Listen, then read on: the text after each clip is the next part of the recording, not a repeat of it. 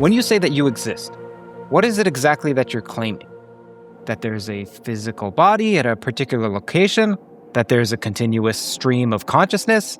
Well, presumably you'd still be you with a prosthetic arm, and also that stream that you think of as continuous gets continually interrupted every night when you sleep. We're confident about our own existence, yet we can't articulate exactly what we're so confident about other than some unspecific reference to patterns. Today, let's take on the frightening task of analyzing existence.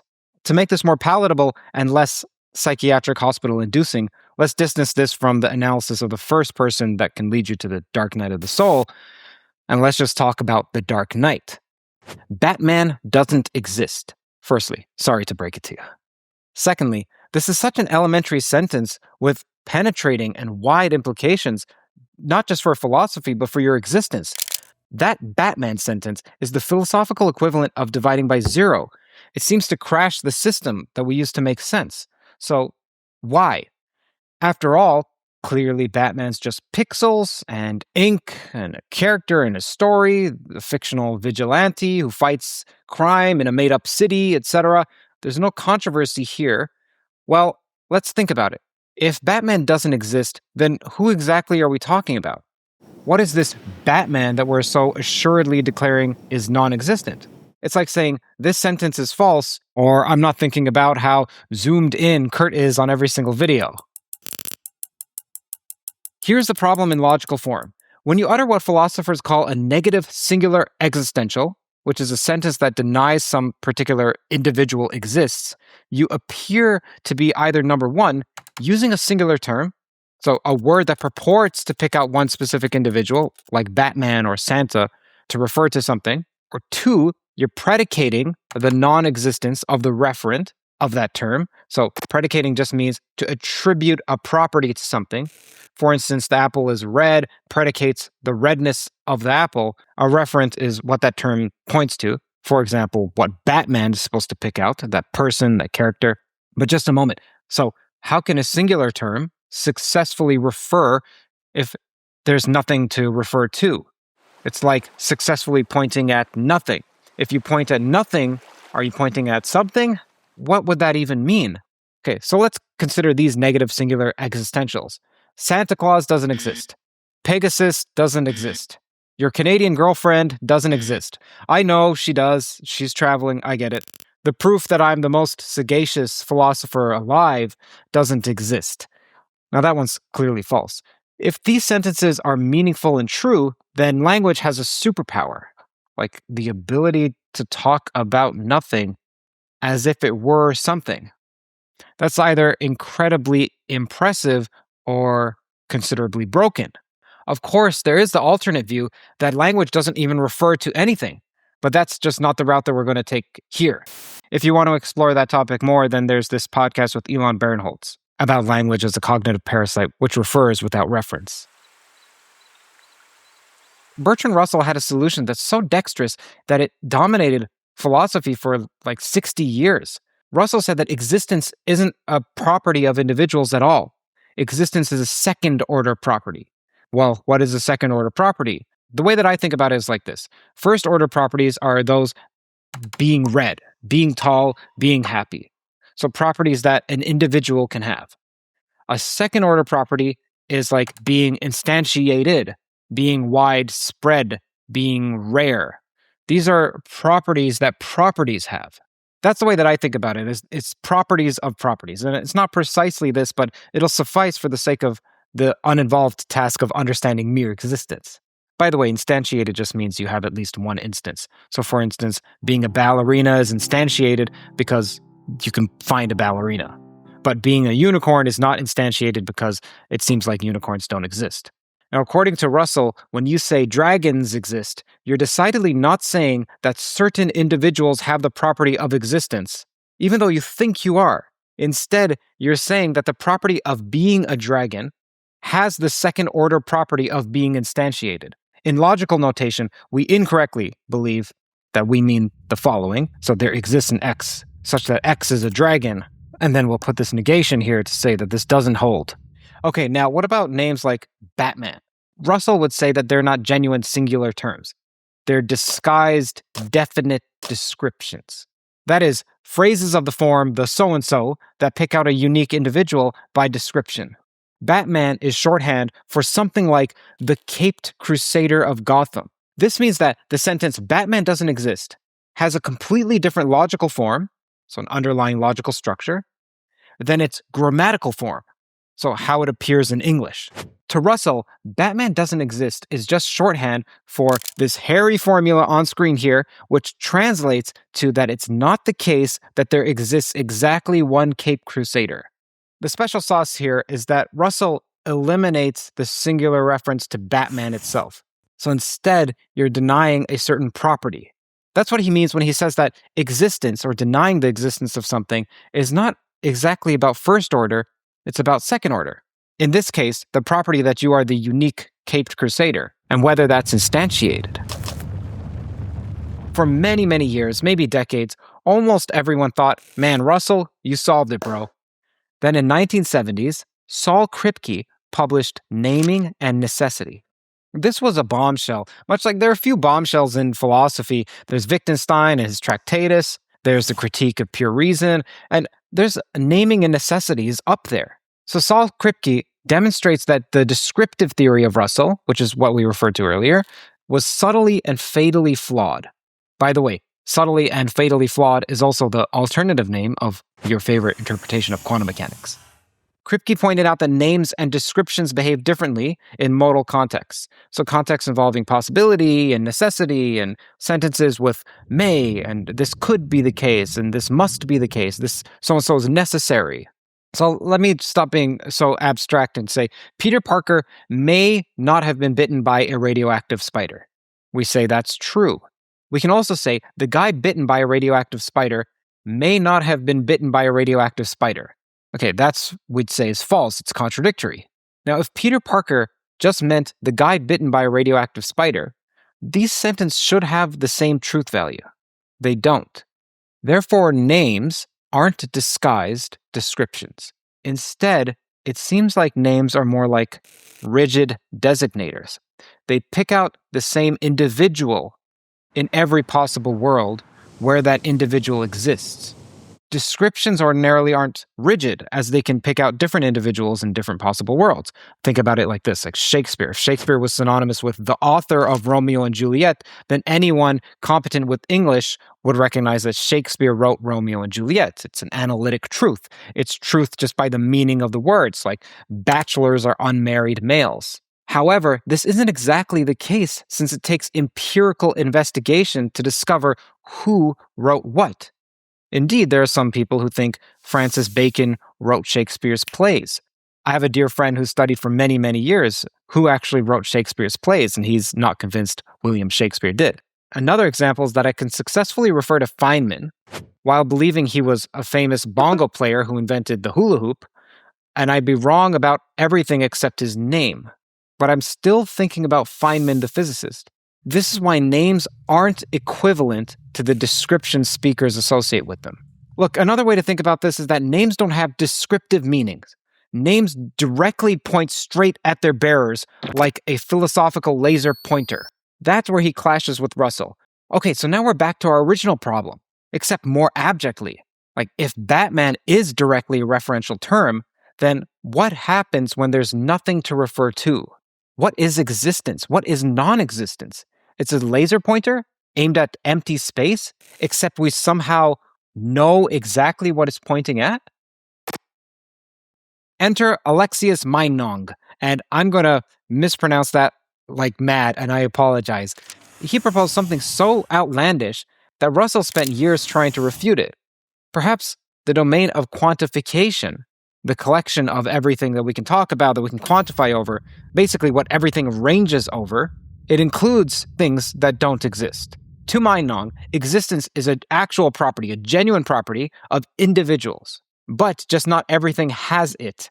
So this is the more intuitive answer that you probably already had in the back of your mind. At least for me, this is what resonates most intuitively. It doesn't mean it's right, it's just intuitive. It's basically saying everything can be an object that we can talk about, and we can make statements about them, but only some of these objects have the property of existence. So being an object doesn't require existing. Seems obvious. Now, there's something called the comprehension principle for objects. It just means that for any set of properties, there's an object having exactly those properties. Some objects exist, like a USB-C cord on my desk, and some objects don't, like Batman. And on this view, then just Batman doesn't exist. It's just a perfectly fine, coherent proposition. It just says that object, designated by Batman, lacks the property of existence. Big deal. Batman's in the domain of quantification, yeah. You can refer to him and predicate properties of him, but he doesn't exist. He's an object without existence. This makes existence a discriminating property like being red or being tall. That is, some things have it, some things are red, some things are tall, some things are small, some things are cool, some things are not, and some are. Simple. So what's the problem? Russell said, look, there are super awkward consequences of allowing non-existent objects into your ontology. Consider the round square. By Meinong's naive comprehension principle, there's an object that's both round and a square, but then that violates the principle of non-contradiction, the logical law that says nothing can have incompatible properties. So Meinong's theory entails contradictions. Furthermore, what about the tall man, an object whose only properties are being tall and being a man? Well, is he bearded or clean-shaven? It's neither. As stated, he's just incomplete with respect to facial hair, but that would violate the principle of the excluded middle. That is, that everything must be either P or not P. Every object should either have or lack a given property, at least according to Russell. Of course, there are alternative views like intuitionist logic. And there are also other views like dialetheism, which allows contradictions or says contradictions even exist without exploding. I talked to Graham Priest about logic over here. The last problem that Russell had with the Meinongian view is that the existent golden mountain, which is, say, characterized by being golden, being a mountain, and being existent, by a naive comprehension, there's exactly an object with these properties, but then it exists. So we've just thought something into existence. Here's where it starts to get refined. Most modern Meinongians, if I'm pronouncing that correctly, again, modern Meinongians, forgive me, they've developed, of course, sophisticated versions of Meinongianism that avoid these problems. For instance, and I'll just say this because this has come across in the research, and I don't have a grasp of it enough to explain it. So there's nuclear and extra-nuclear strategies. As far as I understand, this divides properties into two types, like a nuclear property, which are ordinary properties that characterize objects like being red, being tall, being dashingly good-looking, etc. And then there are extra-nuclear properties, which are higher-order properties about an object's metaphysical or even logical status, like existing, being possible, etc. The comprehension principle only applies to nuclear properties. Since existence is extra-nuclear, that means you can't define that existent golden mountain into existence. The round square also has nuclear properties of roundness and squareness, but it has the extra nuclear property of being impossible.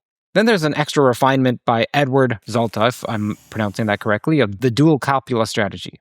This says, and again, as far as I understand, objects can have properties in two manners.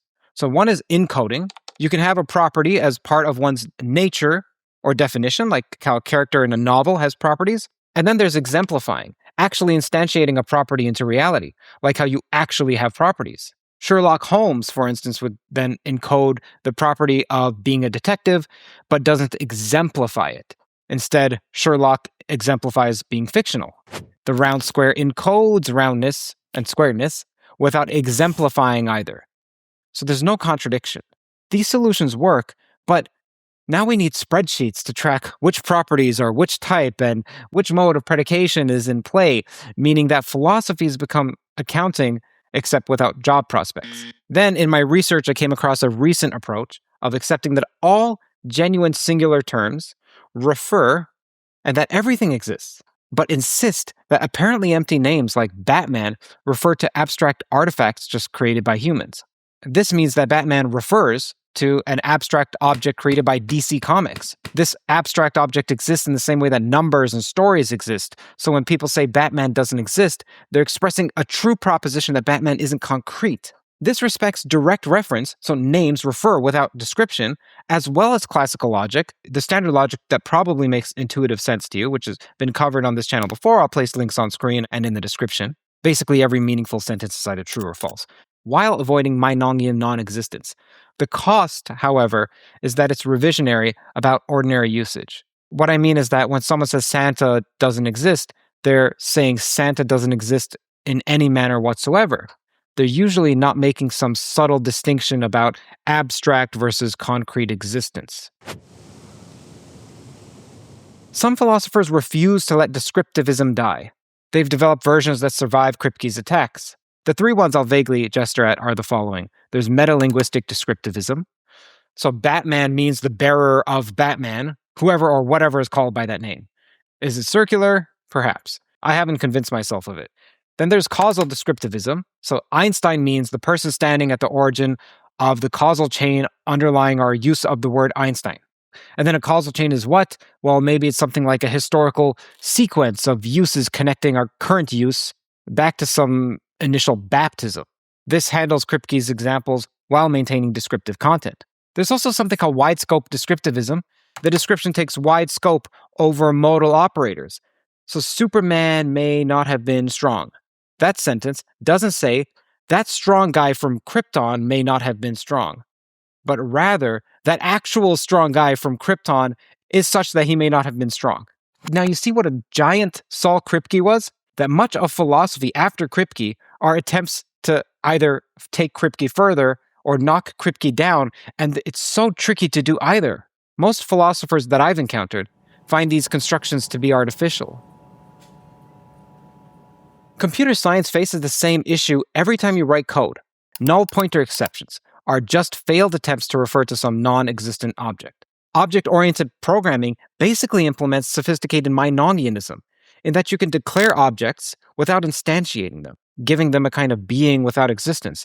Your average code base believes in more non-existent objects than medieval monks. The problem gets even more unsettling with AI and knowledge representation. How should ChatGPT handle fictional characters? It needs to know Harry Potter facts to answer questions about books, but it also needs to know not to apply those facts to reality. The frame problem, which I talk about here with John Vervaeke, is about representing what doesn't change when something happens, extends directly to fiction. Current AI systems don't handle this well, but of course, that's current AI systems. AI systems are constantly evolving. There's also self-referential issues here. You can't even state this problem without already taking a side. When you talk about the problem of empty names, you're assuming some names are empty, which already rejects Meinong's view. If you call it the problem of apparently empty names, then you're suggesting that they're not really empty, which seems to assume Meinong was right. Even saying the problem of negative existentials assumes some of these statements are true, which rules out certain solutions from the start. So where are we now? After almost a century of just back and forth, we have three primary theoretical options. That's descriptivism that we talked about, where names are disguised descriptions. The cost is that it's seemingly false given Kripke's arguments, so you have to find some counter to them. Number two is Meinongianism, that your domain does include non-existence. Then the cost is you have profligacy, some metaphysical profligacy or fecundity. It's too much. There's also complexity here. Or three, abstract realism. Everything exists, but some things are abstract. The cost, as I mentioned, is that it doesn't seem to mean what we mean by existence. You think you're choosing the best theory, but it's more like you're choosing your preferred form of theoretical compromise. Geez, there's so much that I haven't touched in this episode, and it's already going on for so long. If you'd like, feel free to subscribe, because I'm going to cover, well, what does Heidegger say about what existence actually is? It seems like the majority of what I've talked about here and in my investigations into philosophy, that most are treating it linguistically, but that's not precisely what I mean when I say existence. That's just how does existence function in sentences. That's one aspect of existence. Now, unless you're someone who thinks that a concept is completely defined by its linguistic relations, there are people, like I mentioned, Elon Bernholtz, who believe that, even many computationalists like Joscha Bach, then unless you're them, you'd find these investigations that I've outlined here to be unsatisfying. You'd say it's not complete, and I'd agree with you. But pointing to exactly what that is, I can't do. Also on this channel, I'm going to explore at some point in the near future, what does Leibniz mean when he's asking why is there something rather than nothing? That's about existence. There's also von Inwagen, if I'm pronouncing that correctly, again, oh geez, I apologize, who wonders if existence is actually even a single thing. Then there's also an interesting view on time that I'd like to tackle called Presentism. So, does the past and the future exist? We tend to think if you're a block universe person that the past and the future exist, or if you're most people, you'd say the past exists and the future is open. But there is another view that says neither the past nor the future exists. All that exists is somehow the present. What's real is the now. Of all of these views, if you're wondering which one is correct, my professional opinion, after all this studying, is that the correct view is whichever one I'm defending at the moment. Curt here. Note, since the recording of this particular video, I've recorded an entire podcast on the philosophy of time, going over Presentism, for instance, with one of the giants in the field of philosophy of physics, Simon Saunders. It should be out now, but if it's not, feel free to subscribe.